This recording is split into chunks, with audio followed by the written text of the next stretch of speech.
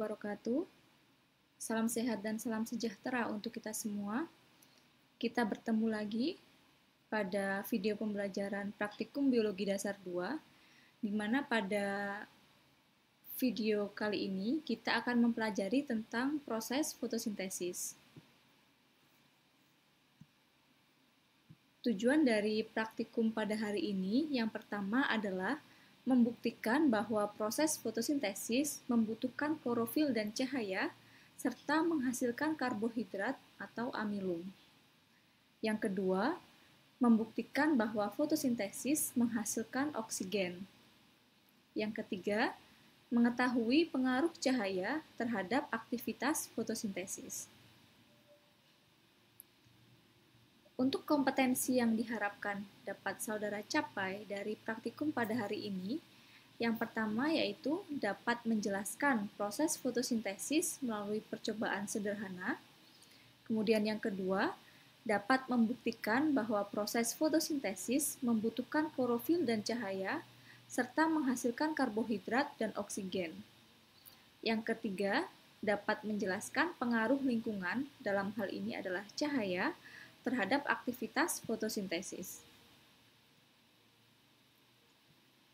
Untuk definisi dari fotosintesis itu sendiri, yaitu proses di mana zat-zat anorganik H2O dan CO2 akan diubah menjadi zat organik karbohidrat dengan pertolongan dari sinar dan zat hijau daun atau klorofil. Nah, untuk proses fotosintesis ini sendiri, organel tumbuhan yang berperan penting dalam prosesnya adalah kloroplas. Mengapa kloroplas? Karena di dalam kloroplas ini terdapat zat hijau daun atau yang disebut sebagai klorofil. Seperti pada gambar ini, dapat saudara lihat bahwa proses fotosintesis ini merupakan proses yang sangat berkaitan erat dengan proses respirasi. Untuk proses respirasi ini sudah saudara pelajari minggu sebelumnya. Jadi dapat saudara lihat bahwa hasil dari proses respirasi berupa CO2 dan H2O ini nantinya yang digunakan untuk proses fotosintesis. H2O dan CO2 ini akan diubah menjadi karbohidrat dan O2 melalui proses fotosintesis dengan bantuan dari sinar dan klorofil. Kemudian karbohidrat dan O2 yang dihasilkan dari proses fotosintesis nantinya akan digunakan oleh sel untuk proses respirasi dan menghasilkan energi, serta menghasilkan H2O dan CO2, dan begitu seterusnya. Oleh sebab itu, proses fotosintesis dan respirasi ini merupakan dua proses yang sangat berkaitan satu sama lain.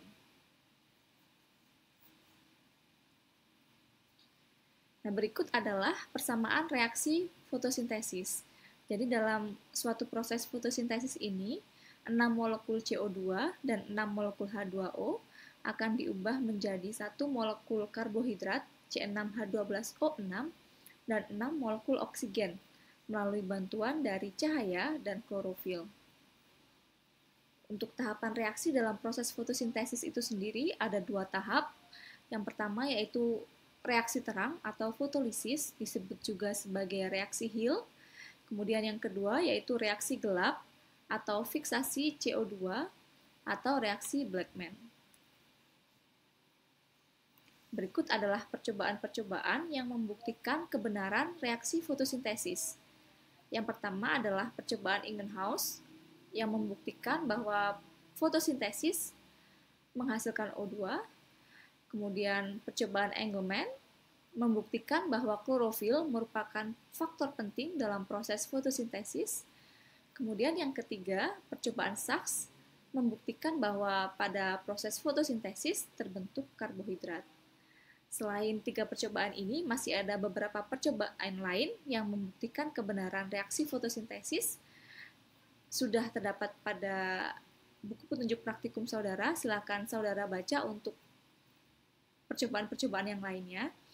Tetapi untuk praktikum pada hari ini, kita akan membuktikan percobaan Ingenhousz dan percobaan Sachs. Yang pertama yaitu percobaan Sachs, di mana untuk membuktikan bahwa dari proses fotosintesis dihasilkan amilum, yang pertama dilakukan yaitu menutup daun Coleus sp. Yang digunakan adalah tanaman Coleus sp, di mana daunnya akan ditutup dengan aluminium foil di bagian tengah dan dibiarkan selama 1 minggu. Setelah 1 minggu, daun tersebut dipetik, kemudian kertas aluminium foilnya dibuka, dan daun dimasukkan ke dalam gelas piala yang berisi air mendidih selama 10 menit. Selanjutnya, daun dipindah ke gelas beker yang berisi alkohol panas dan dibiarkan selama 10 menit. Setelah itu, daun dipindahkan ke cawan Petri dan ditetesi dengan larutan Lugol atau larutan yodium.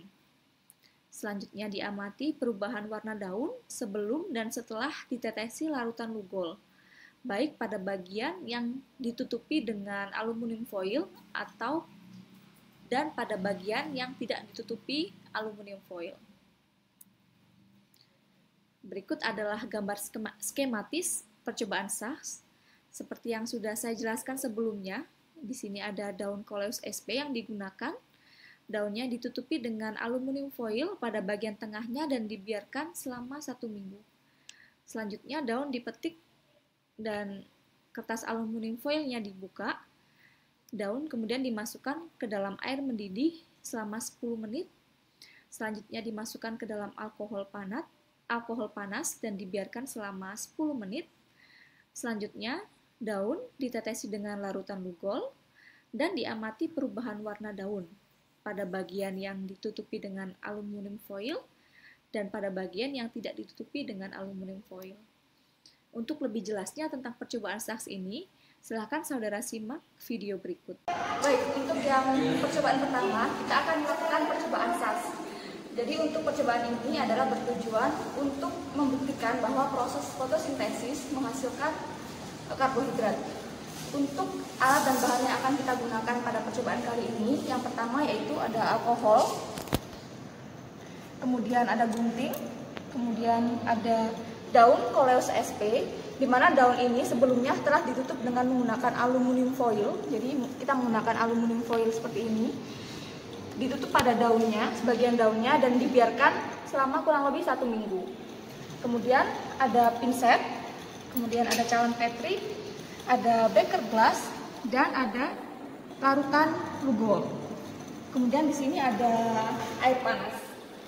Untuk langkah pertama dari percobaan Sachs ini, yang pertama kita harus memotong daun Coleus sp.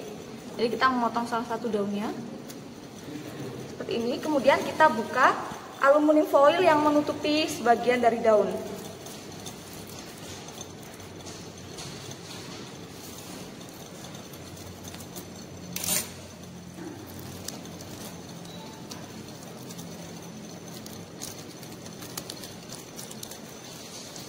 Kemudian dengan menggunakan pinset, kita memasukkan daun Coleus sp ini ke dalam air yang telah mendidih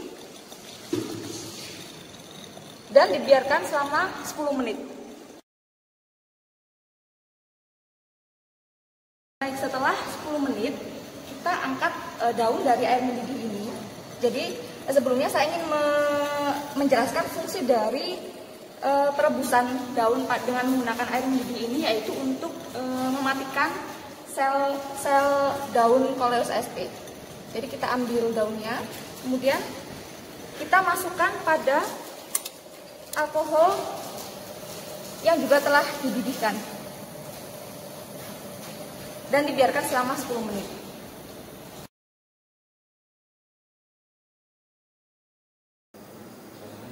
Jadi fungsi perebusan dengan menggunakan alkohol ini yaitu untuk melarutkan zat hijau daun yang terdapat pada daun Coleus sp.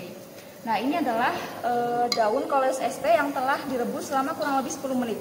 Setelah 10 menit, daun akan terlihat pucat ya, karena warnanya sudah terlarut pada alkoholnya. Jadi kita ambil daunnya dengan menggunakan pinset. Lihat seperti ini, jadi warnanya pucat, sudah tidak hijau lagi. Kemudian kita letakkan pada cawan Petri. Dan selanjutnya ditetesi dengan larutan Lugol. Jadi perlu diperhatikan bahwa untuk menetesi daun ini itu harus merata, jadi harus seluruh permukaan daun tertetesi dengan larutan Lugol ini.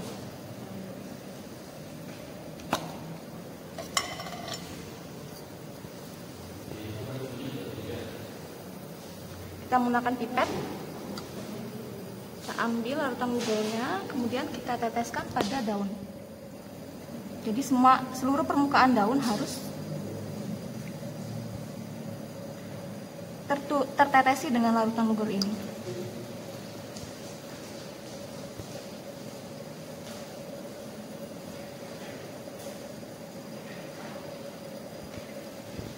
Berikut adalah hasil daun Coleus sp yang telah ditetesi dengan larutan Lugol atau larutan yodium dan dibiarkan selama kurang lebih 10 menit. Di sini terlihat ya bahwa pada daun yang tadinya ada aluminium foil itu tidak terdapat warna gelap ungu kehitaman seperti ini. Jadi ini adalah bagian yang tidak tertutupi aluminium foil, itu akan muncul warna ungu kehitaman seperti ini.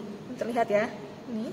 Sedangkan pada yang tertutupi dengan aluminium foil, warna ungu kehitaman tersebut tidak muncul. Nah, nanti tugas saudara adalah membahas mengapa warna ini bisa muncul pada sebagian daun dan pada bagian daun yang lain tidak muncul. Nah, pada percobaan kali ini ada kalanya ketika daun setelah ditetesi dengan larutan yodium atau Lugol itu tidak muncul warna ungu kehitaman. Jadi ini daun yang juga ditetesi dengan larutan Lugol, jadi sebelumnya sudah direbus dengan air mendidih, kemudian dengan alkohol, kemudian ditetesi dengan larutan Lugol atau larutan yodium, tetapi warna ungu kehitaman itu tidak muncul. Nah, nanti tugas saudara juga membahas mengapa hal ini bisa terjadi. Seperti itu. Berikutnya adalah percobaan Ingenhousz. Untuk percobaan Ingenhousz ini yaitu untuk membuktikan bahwa dari proses fotosintesis itu dilepaskan gas oksigen. Jadi pada percobaan ini akan digunakan tanaman hidrilla, kemudian digunakan juga tabung reaksi, digunakan corong dan gelas piala, serta digunakan lampu sebagai sumber cahaya. Tanaman hidrilla serta gelas piala dan tabung reaksi dan corong ditempatkan sedemikian rupa sehingga nantinya akan terbentuk gas oksigen yang nantinya akan naik menuju dasar dari tabung reaksi. Nah, untuk cara kerja dari percobaan Ingenhousz ini yaitu yang pertama, penyinaran diatur dengan menggunakan lampu duduk pada jarak 30, 20, dan 10 cm dari glass beaker. Selanjutnya dibiarkan beberapa menit sampai terlihat gelembung udara atau gas yang keluar dari tanaman Hydrilla verticillata.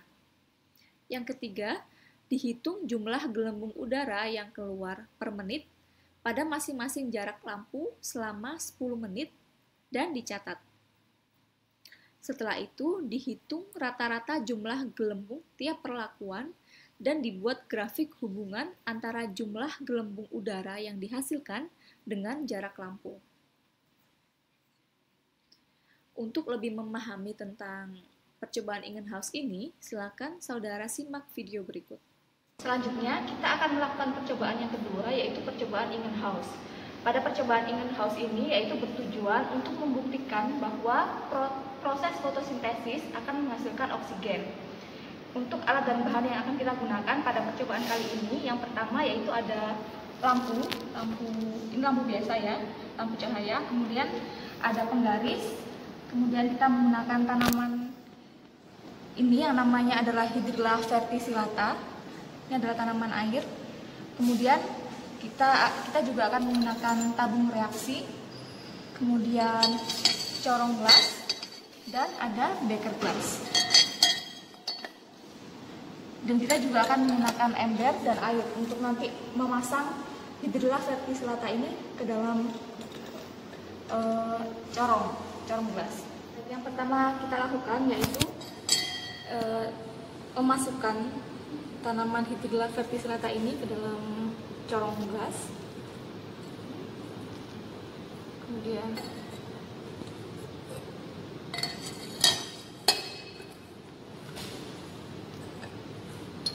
seperti ini, dan kita isi air.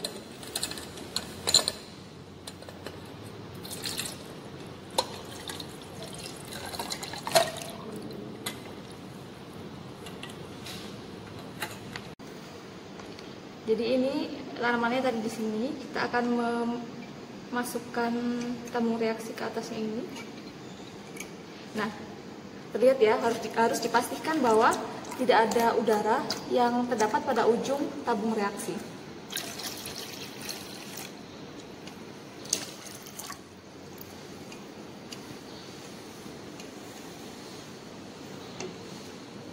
Selanjutnya kita akan meletakkan tanaman ini yang terdapat pada tabung beker glass ini, kemudian diatur jaraknya dengan sumber cahaya. Jadi untuk sumber cahaya ini penghitungannya bukan dari dasar lampu, tapi dari tempat lampunya itu sendiri. Yang pertama kita akan menggunakan 30 cm dengan jarak. Nah, setelah di posisinya dan jaraknya adalah seperti ini, jadi ini 30 cm. Kemudian lampunya dinyalakan dan ditunggu hingga terbentuk gelembung udara yang nantinya akan naik ke ujung dari tabung reaksi ini. Dan nanti gelembung udara yang muncul harus dihitung setiap menitnya. Jadi menit pertama jumlah udaranya berapa, gelembung udaranya berapa, menit kedua berapa, ketiga berapa, hingga menit ke-10 berapa. Kemudian di rata-rata, jadi nanti akan mendapatkan rata-rata gelembung udara yang terbentuk dari jarak 30 cm. Nah, setelah semuanya selesai, sumber cahaya tetap di sini, tetapi kita mendekatkan tanaman dan yang terdapat pada beker glass ini pada jarak berikutnya, yaitu 20 cm. Kita ukur lagi ya, 20 cm.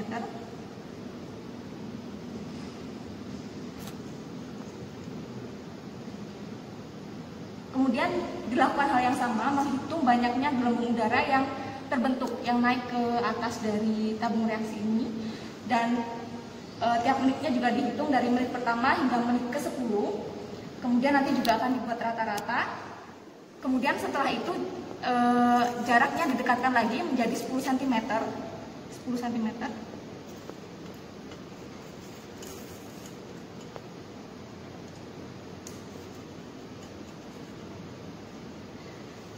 Nah, pada jarak 10 cm ini juga harus dihitung berapa banyaknya jumlah gelembung udara yang muncul, dan dihitung mulai dari menit pertama hingga menit ke-10. Pada masing-masing menit berapa jumlahnya, kemudian dibuat rata-rata.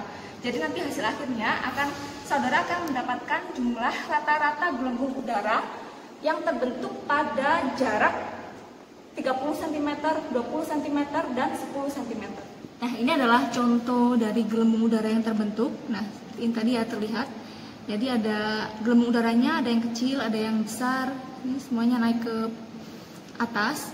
Kemudian terlihat juga bahwa tadinya tabung reaksi ini penuh terisi air kan. Sekarang ada rongga udaranya. Jadi ini terbentuk karena banyaknya gelembung udara yang naik ke permukaan. Berikut adalah hasil dari percobaan Sachs dan Ingenhousz yang telah kita lakukan. Jadi untuk percobaan Sachs sudah saudara lihat pada video sebelumnya.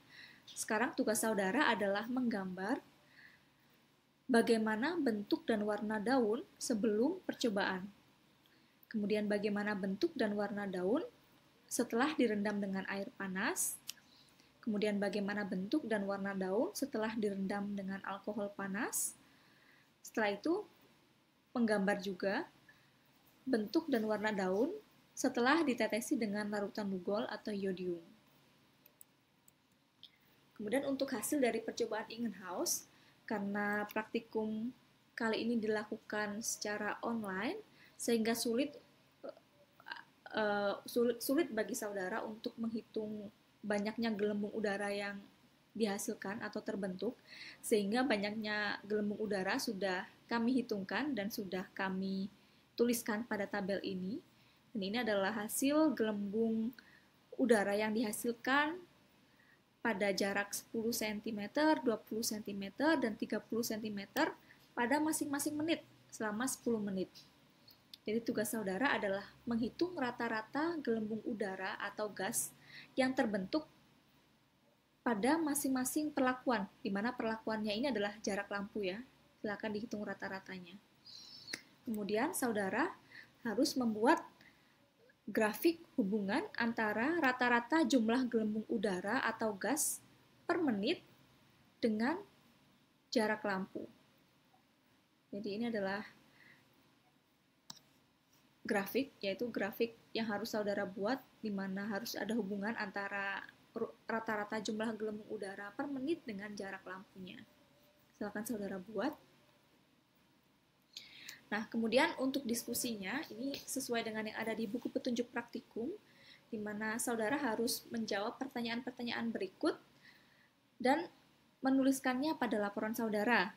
Jadi yang pertama yaitu berdasarkan reaksi fotosintesis di bawah ini, silahkan dijelaskan atom O pada C6H12O6 ini berasal dari CO2 atau dari H2O.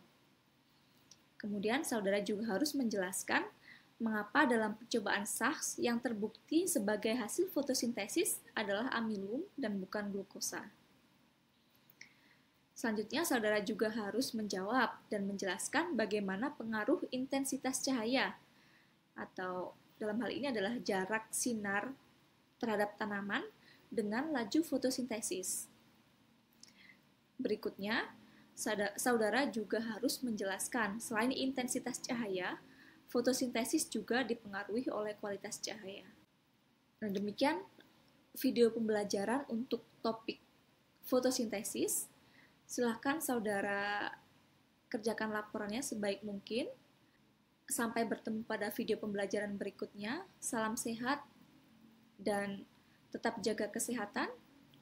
Wassalamualaikum warahmatullahi wabarakatuh.